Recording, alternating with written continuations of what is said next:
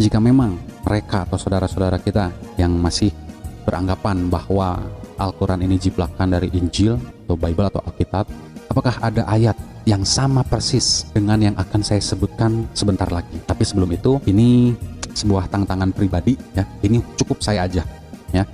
Saya menantang untuk para orang-orang yang memang mengatakan bahwa Al-Quran adalah jiplakan dari Alkitabnya orang Kristen.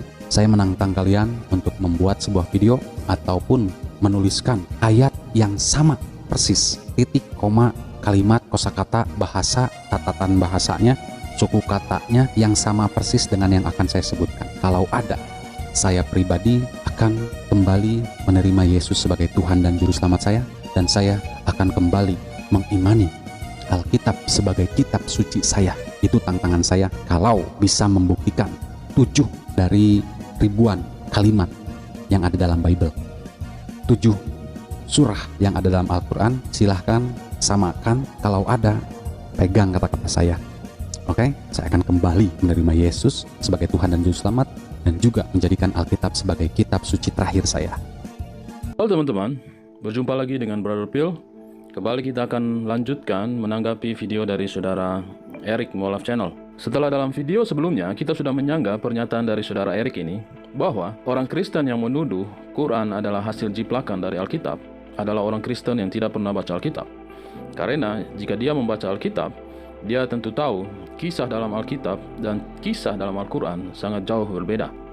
Pada video sebelumnya, kita juga menyanggah pernyataan dari saudara Eric bahwa orang-orang Kristen menuduh nabi dari saudara Eric ini bisa membaca dan menulis. Faktanya yang mengatakan nabi dari saudara Eric ini bisa membaca dan menulis bukanlah orang Kristen, tetapi Ustadz Haikal Hasan. Kok berani-beraninya orang bilang nabi nggak bisa baca? Hah? Mana orangnya? Karena Al-Quran bukanlah jiplakan dari Alkitab, kita tidak bisa menjawab tantangan dari saudara Eric. Tetapi kali ini kita akan mengkritisi tantangan saudara Eric ini. Seperti tantangan-tantangan saudara muslim yang lainnya, kelihatannya tantangan saudara Eric tidak jauh berbeda dari tantangan-tantangan mereka. Mungkin teman-teman ingat tantangan dari Zakir Naik atau Ahmad Didat, di mana mereka mengatakan, tunjukkan di dalam Alkitab Yesus mengatakan, akulah Tuhan dan sembahlah aku. Atau tantangan dari Ustadz Moko Ginta yang mengatakan, di mana dikatakan Yesus beragama Kristen. Kali ini saudara Eric Molaf Channel datang dengan tantangan yang serupa, di mana tidak mungkin ada jawabannya. Tapi yang perlu digarisbawahi adalah itu tidak menentukan kebenaran sebuah kitab. Mari kita lihat satu persatu ayat yang diberikan oleh saudara Eric Molaf Channel. Yang pertama, apakah ada di dalam Bible ayat, kalimat, kosakata yang sama seperti yang tertulis dalam Quran Surah Al-Baqarah ayat kedua, bahwa kitab ini yaitu Al-Quran tidak ada keraguan di dalamnya? Oke, teman-teman sudah mendengarkan ayat tantangan dari saudara Eric, di mana ayat itu mengatakan Quran tidak ada keraguan di dalamnya.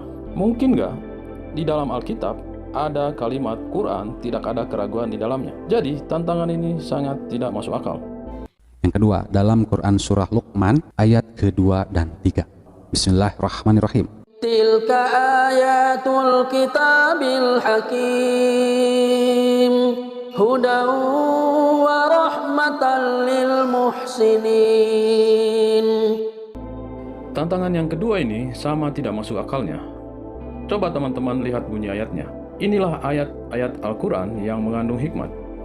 Mungkin nggak dalam Alkitab ada kata Al-Quran? Karena tantangan dari saudara Eric adalah menemukan ayat yang sama persis. Begitu juga pada tantangan ayat yang ketiga. Jadi sangat tidak mungkin menemukan ayat yang sama persis, di mana ada kata Al-Quran juga di dalamnya.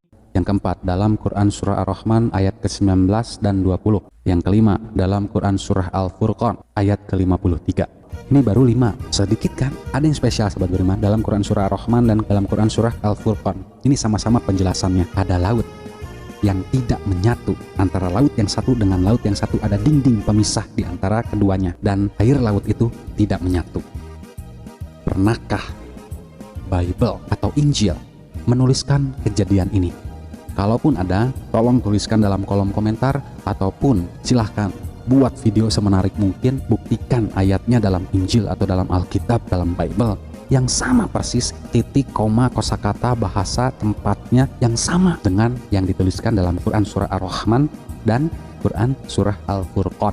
Kalau ada, kita sama-sama berjuang untuk menyebarkan agama Kristen di Indonesia bahkan ke dunia, dan kita ajak orang-orang yang belum percaya Yesus sebagai Tuhan dan Juru Selamat, dan kita berjuang untuk menegakkan bahwa Bible adalah kitab yang benar-benar datang dari Tuhan Yesus. Oke teman-teman, mari kita menyanggah tantangan keempat dan kelima, yang mana menurut saudara Erik itu berbicara tentang dua laut yang tidak menyatu. Tentunya untuk mengerti ayat itu bukan tanya kepada orang Kristen, tetapi kita bertanya kepada ahli tafsir. Mari kita tanyakan ahli tafsir Ibnu Katsir.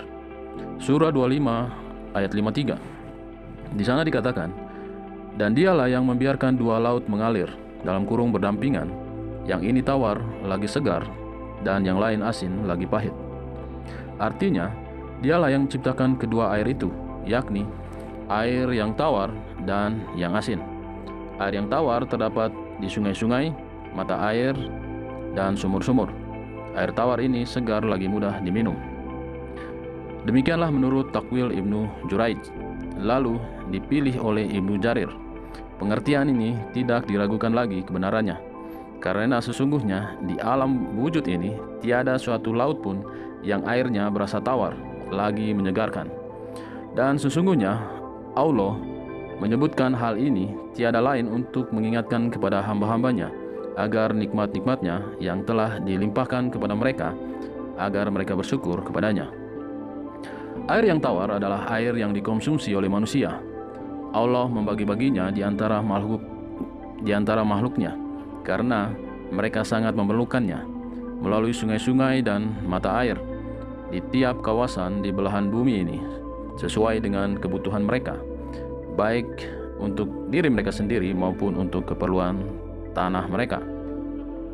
Lanjut, surah 25 ayat 53, "Dan yang lain asin lagi pahit," yakni berasa asin, pahit, sulit untuk diminum. Air ini banyak didapat di laut-laut yang telah dikenal baik di belahan timur maupun di belahan barat, yaitu di lautan yang luas dan laut-laut lainnya yang berhubungan dengannya, seperti Laut Merah, Laut Yaman, Laut Basrah, Laut Persia, Laut Cina, Laut Hindia, Laut Tengah, dan laut-laut lainnya yang tenang tidak mengalir, tetapi berombak, dan ombaknya makin besar bila musim dingin tiba dan musim angin kencang. Di antara laut-laut itu ada yang mengalir pasang surut. Pada permulaan tiap bulan terjadi pasang, dan apabila bulan makin berkurang, terjadilah surut. Maka permukaan laut kembali seperti semula. Kemudian bila bulan lainnya tiba, laut kembali mengalami pasang sampai pertengahan bulan. Lalu pada hari-hari berikutnya mulai menyurut. Allah Maha Kuasa yang mengatur demikian itu dalam tatanan alam ini. Semua laut diciptakan oleh Allah berair asin, agar tidak menimbulkan pencemaran pada udara yang akhirnya akan merusak lingkungan. Juga agar bumi dalam kurung pantai tidak berbau busuk karena hewan-hewan yang mati di dalam laut. Mengingat air laut asin, maka udaranya segar dan bangkai hewannya halal. Karena itulah Rasulullah ketika ditanya tentang air laut, "Bolehkah dipakai sarana untuk berwudu?" Maka beliau menjawab, "Laut itu bersih airnya, lagi halal bangkainya." Hadis diriwayatkan oleh Imam Malik, Imam Syafi'i, Imam Ahmad, dan para pemilik kitab Sunan yang sanad yang jarid. Kita lanjut, surah 25 ayat 53. "Dan dia jadikan antara keduanya dinding dan batas, yaitu yang membatasi antara air tawar dan air asin." Makna barzakhan adalah dinding yang berupa tanah kering. Dinding yang berupa tanah kering dan batas yang menghalangi, yakni yang menjadi penghalang antara keduanya, agar salah satu di antaranya tidak bercampur dengan yang lain. Perihalnya sama dengan apa yang disebut oleh Allah di ayat yang lainnya, yaitu di surat Ar-Rahman 19:21. Oke teman-teman, kita sudah dengarkan bersama bagaimana ahli tafsir Ibnu Katsir menafsirkan ayat yang diberi oleh saudara Erik, di mana menurut tafsir Ibnu Katsir, ayat itu berbicara tentang air laut yang asin dan air tawar yang bisa diminum, di mana keduanya terpisah oleh daratan. Jadi, ayat itu tidak berbicara tentang fenomena seperti yang ada di gambar di samping ini. Karena dalam tafsiran Ibnu Katsir, dinding pemisah dari antara air tawar dan air laut adalah tanah atau daratan. Jadi, tantangan keempat dan kelima dari saudara Erik juga tidak valid karena bertentangan dengan ahli tafsir Ibnu Katsir. Kecuali saudara Erik bisa mengalahkan ahli tafsir Ibnu Katsir. Oke teman-teman, sampai di sini dulu tanggapan kita. Kita akan lanjutkan esok hari untuk menanggapi tantangan ke-6 dan ke-7. Terima kasih sudah menyaksikan video ini. Tuhan memberkati.